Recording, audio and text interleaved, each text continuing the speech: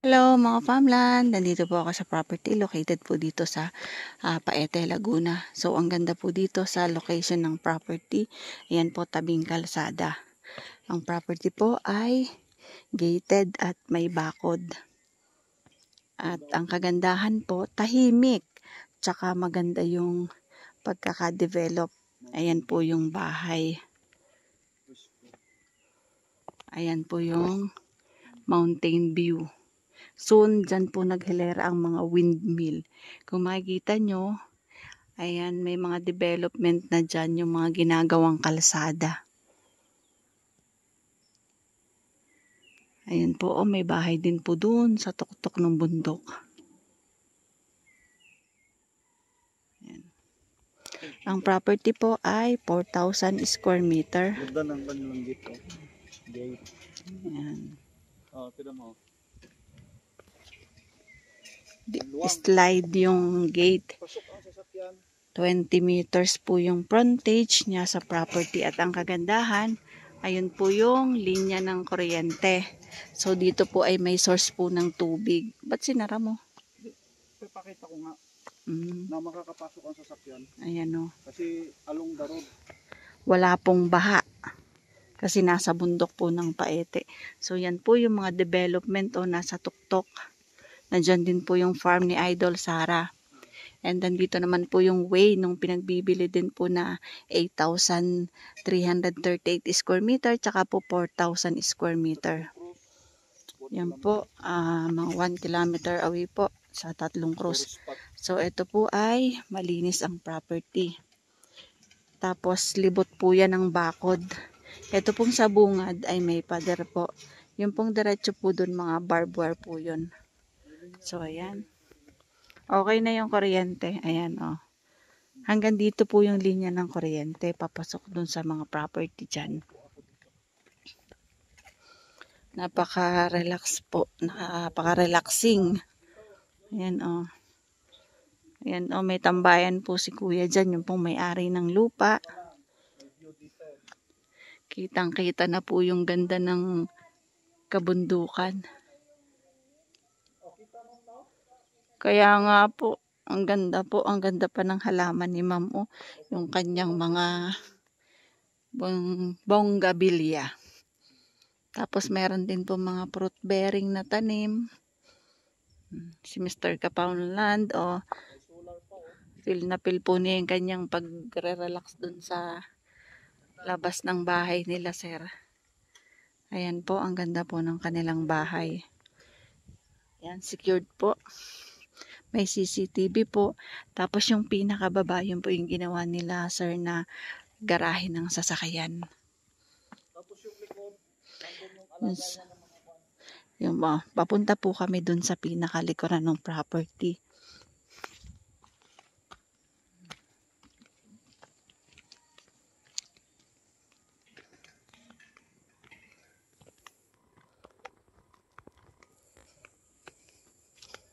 Yan o, malinis po dito. May tambayan dito si kuya, oh. May-ari ng lupa. Then meron po siyang mangustin.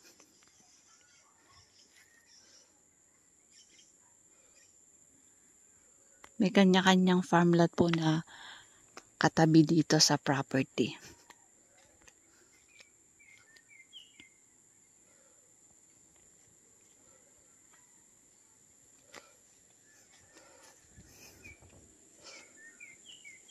Ito mga farmland ay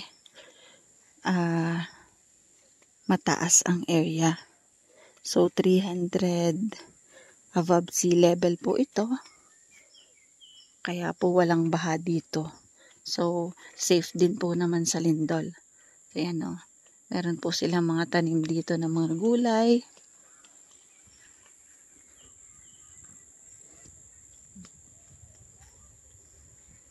Ampalaya. Oh, 'di ba? Libre na po yung ampalaya dito, no need nang bumili sa palengke. Ayan, meron po silang mga halaman.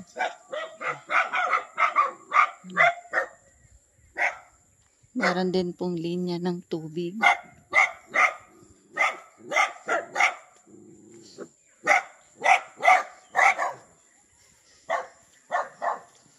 Madami pong, ayan, may mga strawberry.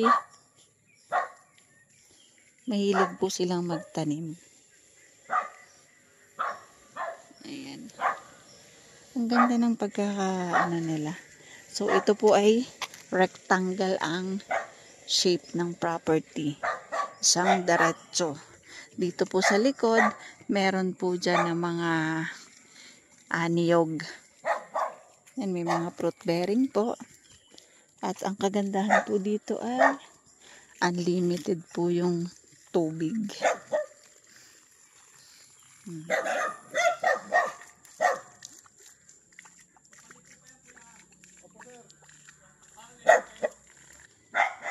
Ayan, ito po yung gilid ng bahay. Pero hindi kami nainom lang. Kasi ano pag naulan. Sir, basta yung dulo nito, yung may bakod pa rin. May bakod pa gano'n. May kubo dun eh. Ayan po, ito po ay libre ang tubig mga ka-farmland. So galing po sa bukal. Yun nga lang, minsan kasi pag naulan po, ay nalalabo. Kaya po, minsan hindi sila, pwedeng inumin, pero ang ginagawa nila, nabili sila ng mga purified. Yan. Ang property po ay pa-square, and then pagdating dun sa dulo, meron pa letter L.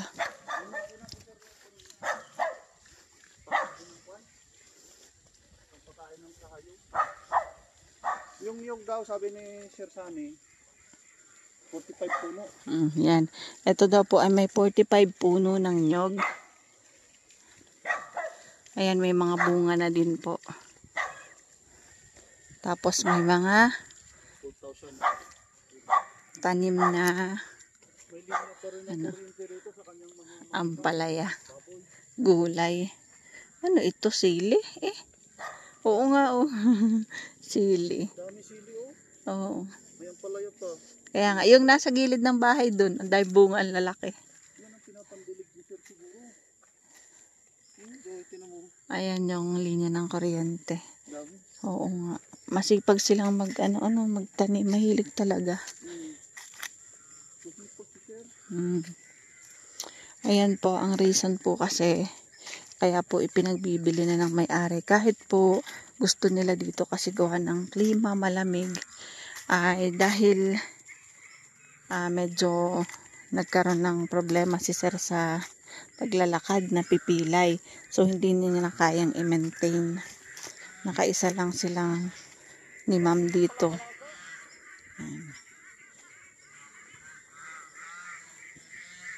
Katuwa naman.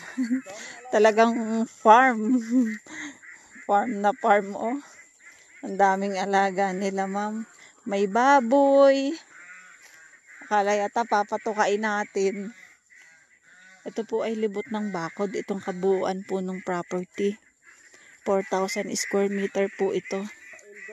Ayan, may mga bago pong tanim dito na mga fruit bearing, niyog. Yan po yung bakod. And then, papunta po doon pa letter L po dito. Yan. Mga ka-farmland. Ito yung Madre de Agua. Ito ay pakain sa baboy, pakain sa mga manok. Oo, yan yun. Yan yung Madre de Agua. Nakakatuwa po itong farm ni Sir. May gansa. Magandang po ito, may linya na dyan ng kuryente. Oo, hanggang dito po yung kuryente niya. Hanggang doon sa tubo ng caretaker.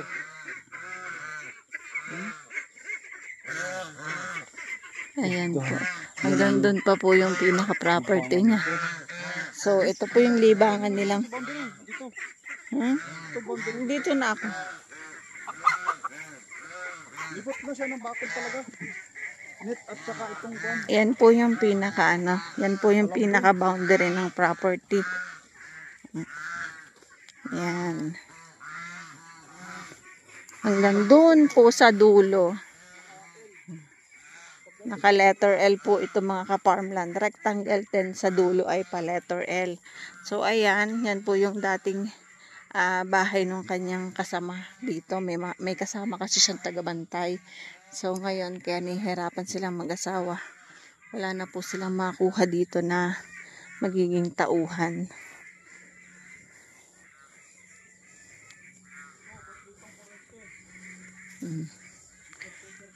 Yung dating tagabantay niya, talagang pinalagyan niya din ng linya ng kuryente. May sariling CR. Yan. So, ang boundary po nito ay, ayan na po. May bakod. Yan yung CR nung tagabantay niya dati. Dami rin talagang view. Hanggang dito. Oh. Yan, may langka. May nara. May kaong. May mga perimeter light. Oh. Ayan. May solar light din na itinayo yung may-ari ng lupa. May mga saging. May-ari dito sa pagpapanin kasi nag-develop nga agad. Kaya lang nagkaroon siya ng... Ito dito lang po, hindi na po masyadong nalilinisan. Kasi wag na tayong pumunta sa may dulo. Ayan, hanggang dito po yung property dyan sa bakod na yan. Dito sa part na ito, hindi po nalilinisan kasi hindi na po kayang pumunta dito ng may-ari ng lupa.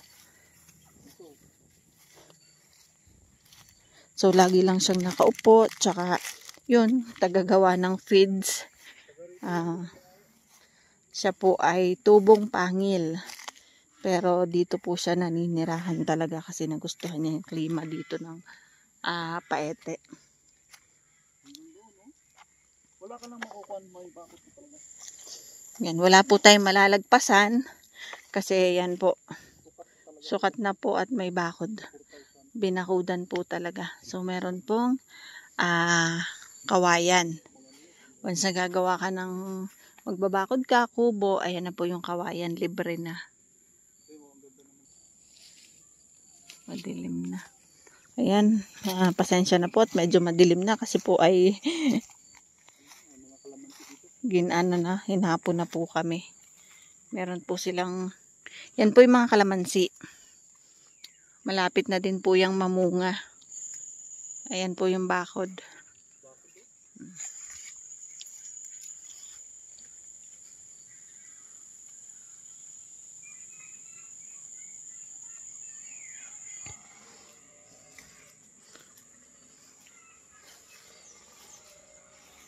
Ito mga ka-farmland ay 4,000 square meter. Located po dito sa bundok po ng Paete, Laguna, along Barangay Road. Ang presyo po ng may-ari nito ay 11 million. Negotiable po yun. Ito po ay located po dito sa bundok ng Paete, Laguna. Ang size po ng property ay 4,000 square meter. Ang shape naman po nito, rectangle, din sa bandang dulo, letter L. Libot po yan ng bakod. May mga net, tsaka po barbed wire. Sa bungad po, yan po ay may gate at may pader. So, ayan, ito po ay may mga tanim na kalamansi. Saging, may kamansi, at meron pong 45 puno ng niyog. Ayan po yung boundary. Nakatuwa sila, akala kasi nila ay papakainin namin or papatukain.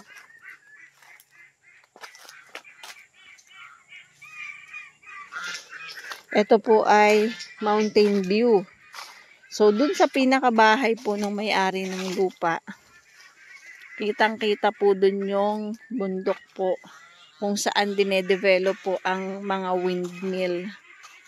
Yan, nandito po kami sa likod na bahagi ng property. Katuwa kasi malinis naman po yung property, hindi lang sobrang as in said sa linis kasi dadalawa na nga lang po doon sa bahay yung mag-asawa. Si kuya po, yung may-ari po ng lupa, hindi po masyadong nakakalakad. Kumbaga napilay siya, kaya hindi na nila na-maintain ito. Si ma'am na lang po yung nakakakilos ng dire-diretso. Yan, boundary po yan. Maganda ang kapaligiran dito mga ka-farmland kasi tahimik. Ang maririnig mo lang dito na huni ay huni ng mga kuliglig, ng mga manok, bibi. Yan. Ito po yung kulungan ng mga bibi. Meron din pong biik.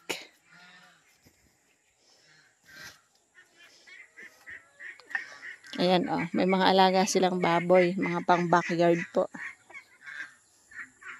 May mangga.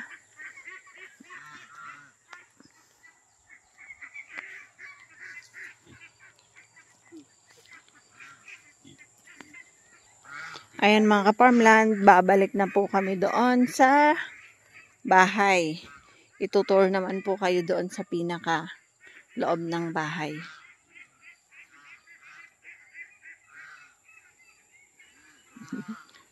Babay na. Akala po ipapakainin namin kaya sunod ng sunod sa amin. Nakakatuwa naman, ang sarap po ng ganitong buhay. Wala, nag-aalaga ka lang ng mga baboy, may tanim na gulay, nakaka-relax po. At the same time, kumikita at nakakatipid din. Kasi, yan o, nagtatanim ng gulay, libre na, no need ka nang bumili sa palengke, may sarili ka ng manok. Yung baboy, it's up to you kung kakatayin mo or ipagbibili mo ng karne-karne na. Yan po yung bahay. Yung may-ari ng lupa, ang trabaho po niya, gumawa po ng feeds para may pampakain. So, nakakatipid po siya sa sa pagpapakain po ng baboy. Hindi na po siya nabili ng feeds. May nakahalo nga lang po doon na malunggay, darak, ganun po yung ginagawa niya.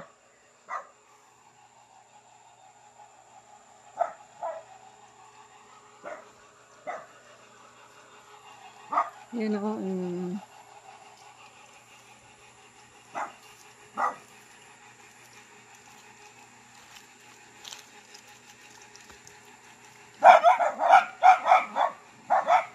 Unlimited water.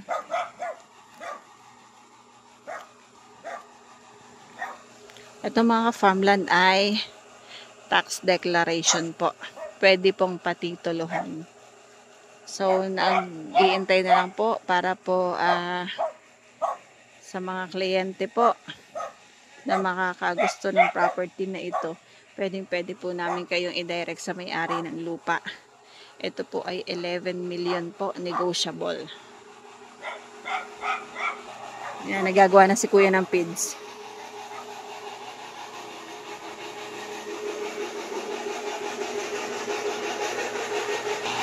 Ito pong pinakababa ay garahe.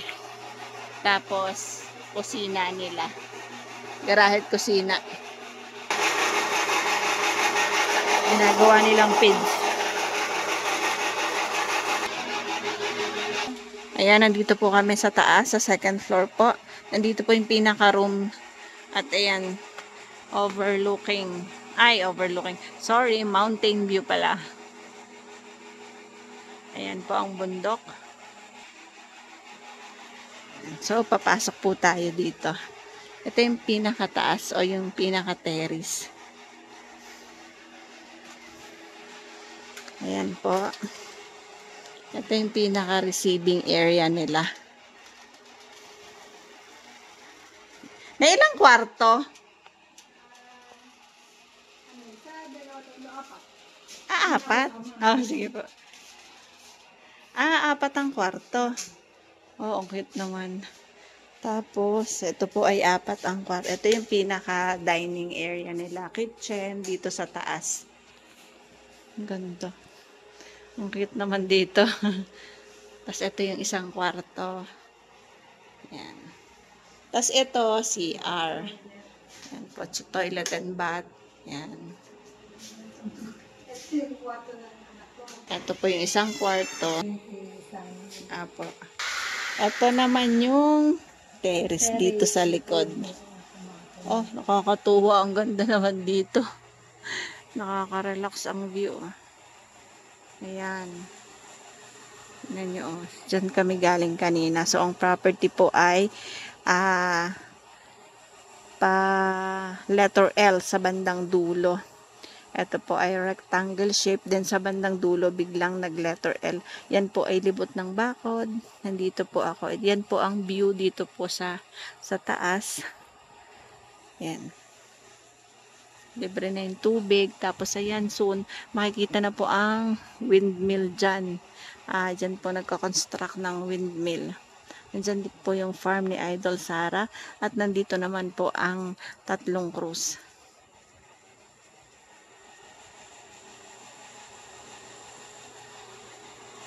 Yan, tayo babalik na ulit, ma'am. Yan, ito po ay 4 ang kwarto at may isa pong toilet and bath. Yan po yung dining. Tsaka po ito yung receiving.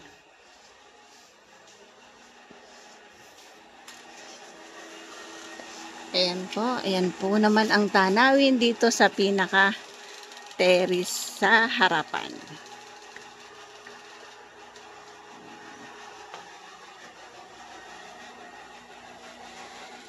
Ayan mga ka-farmland, so sana po ay nagustuhan niyo po ang aking video ngayong araw na ito. Mga ka-farmland, inuulit ko po. Yan po ay, ito po ay 4,000 square meter po. Tax deck, pwede pong patituluhan. Along Barangay Cemented Road, may linya ng kuryente. May linya po ng tubig at ang kagandahan nga po sa tubig ay free flow. So, yan po ay galing po sa bukal. Ito po ay gated at naka-elevated po siya.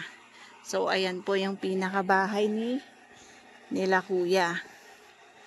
Yan po ay 4 po ang kwarto. Isang CR. Sa baba po, nandyan po yung garahe at yun pong kanilang pinaka-kitchen din. May ginawa din po silang kitchen din. Ito po ay 11 million negotiable mga ka-farmland. Slightly negotiable po. So, ito po ay located po dito sa bundok ng Paete, Laguna. Ang Paete, Laguna po ay sikat po sa pag-uukit. Sa bayan ng Paete, nandun po yung mga puon na inuukit. Mga ka-farmland, kung interested po kayo, pwede po namin kayong i-connect sa may-ari ng lupa. So, yan naman po ay negotiable. Tingnan natin kung hanggang saan natin matatawaran yung presyo ng may-ari. Na yun nga, nagkasakit lang siya, kaya po talaga i-give up niya po itong property kahit mahal na mahal niya at gusto niya dito kasi yung katawan naman niya, hirap na din siya. Nahihirapan po siyang mag-akyat-akyat po. Paano mga farmland? Bye-bye po. See you for the next videos. Nawa po ay meron pong makabili ng property na ito. Bye-bye. Thank you po. God bless sa ating lahat. Bye-bye.